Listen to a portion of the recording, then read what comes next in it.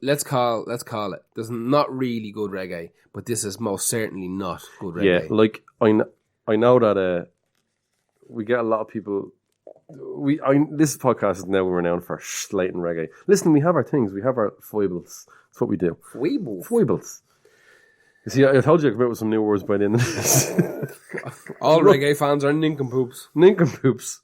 Be careful. I don't know where that word comes from. You have to be careful now. Where does that? I don't know. And that starts with N-I. We'll leave it alone. That UB40.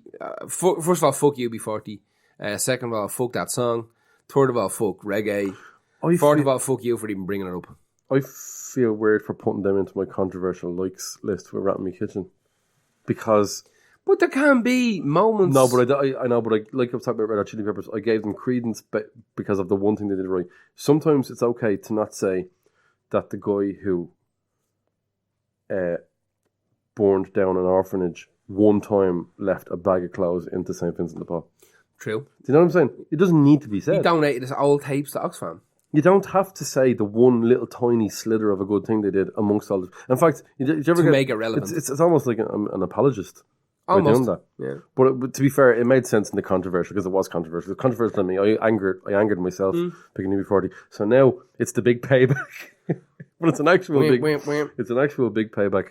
UB40 Red Red Wine and everything else they did ever is Scutter and shit. It's back. Scutter. It's back. Scutter's the big payback. Like fucking his stupid little face. And I remember thinking at the time, even though I hate reggae, it annoyed me more how white he was. Yeah. No, I know a lot of UB40 are not white. That's grand. Are they? I don't know. Yeah, no. I don't even know what they look like. I'm alright with that. This is stupid even thing to be talking about. But it's weird. I was almost like, I hate reggae, but you don't even, shouldn't be even doing this. You're English and white. Yes. And now I know that, like, oh, fuck me. I don't get the whole scene. I know that it's big in England and it was good for fucking throwing it back in racist face. But I get that and I appreciate that. There was certainly a take back element. Yeah, I do. You got bands like Clash and stuff who took on and there was people going mad that there was like bands with different colour members in them and it really rubbed in their faces. I fucking love that aspect of it. I genuinely do. It's just unfortunate the vehicle is... The wheels are spikes and they're running up against my ankles every time they drive by. That's the stupidest analogy I'll ever come out with. But I'm so angry. Well, listen, I'm going to stay on this train for the last one. Are you? Stay on the reggae train. Are we moving off this? We're going to leave it alone. I think everyone at this stage is now. Well, we're going to continue. What's your last one? Musical Youth, Pass the Dutchie.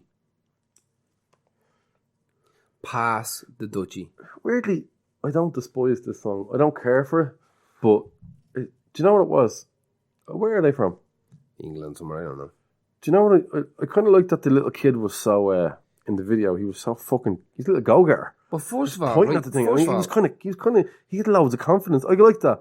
It is a terrible fucking song, though. It's just, everything about it is, it's like a little novelty song. Oh, it's a complete novelty song. But like, it's still looked upon as maybe culturally relevant. You know what I mean? Do you know what? Who would say pass the Dutchie? You know when an old lad's, like you get caught with hash or something, and you go, he's passing the Dutchie. It's that. It's what people who never smoked or old people. Yeah. I don't know. I don't really particularly do that anyway. But it did become like the stupid old person term for fucking weed. This song is. I was trying to read up about it. I couldn't find out if it's a cover or if it's or an original. I think it's a reworking of another reggae song more than a cover. Probably, right? Probably. Now, Barry Ellis, let us know. Yeah, it's not. I don't think the original lyrics were Dutchy. I think it was something. It was like pasta kombucha or something. It was about weed, but it had another name. Yeah, and they just came up with another word. We'll have to update it probably. Kind of. Like they had to change loud the lyrics, like fucking what's it feel like eating all that food or something like that, instead of like what's it feel like smoking all that weed, something like that. But the fact it was kids singing a song, that's kind of weird, in the 80s about smoking weed down lanes in England. This song, you weren't there, Gar. You don't know what it was like. Well, it was 1982. Sorry, Fingless, you couldn't do. I was one. I was 1 year of age when this song came out, but it won't go away. This song sold 5 million copies worldwide. This is a huge song. And I actually own, I think I have 2 copies of it on 7-inch at home. I just have them. I don't know why. Why did you buy that? I don't know. Oh, because you're I think they were just there. I'm looking at my notes for this song, and we said we weren't going to do too many notes for this because I wanted to viscerally. I just wanted to let it flow, but I just had dates just for myself. But the one note I have 2 notes. I've got obviously the name of the band and the name of the song, and I've got a stupid name for a band. A musical youth is just It sounds like a community project. You know, that's where Asian Dub Foundation came from. They were a community project. They were like a music class. At least they were good. They were super. Still are. I've got 2 notes. One says 5 million copies sold worldwide, and my number 2 note for the song is "fuck this song." It's written right there. That's where I stopped looking. I can see it. Yeah, you know what? It literally says "fuck this song."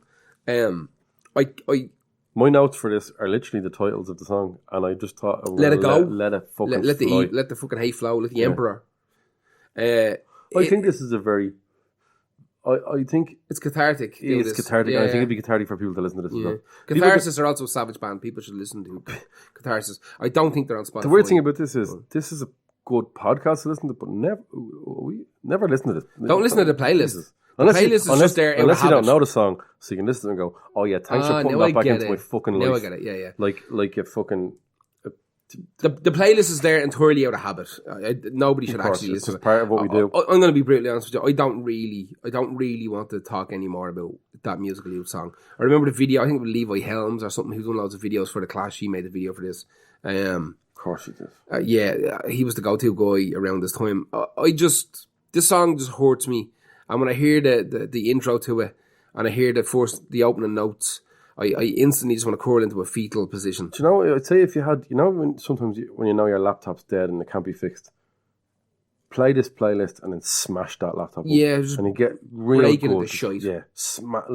With the little one working speaker, just take a crowbar to it while this is playing, and you enjoy smashing. Yeah, a little dirty 1-inch speaker built into your laptop. Won't just be smashing the playlist. You're smashing. You're not just smashing your broken playlist. You're hurting the lads in music. And the lads that wrote the song and everybody involved in it. Take some sort of, instead of dumping it or throwing it out, find some sort of device that plays music and stick this playlist on if you can, or that song. Find it and then smash. Hack the new Tool album to play just this song. And then throw it in the bath. Oh, the new Tool actual CD. With a screen built into it. Yeah, the new Tool album has a screen and speakers built into it. That plays a screensaver that comes on floppy disk. Don't think it even plays the album. You were so shocked it didn't play the album. That bothers the shit. Well, they're like the production on Tool is so incredible. But there's no point in playing on speakers. Yeah, but I'm just saying, as a gimmick, it should play the album.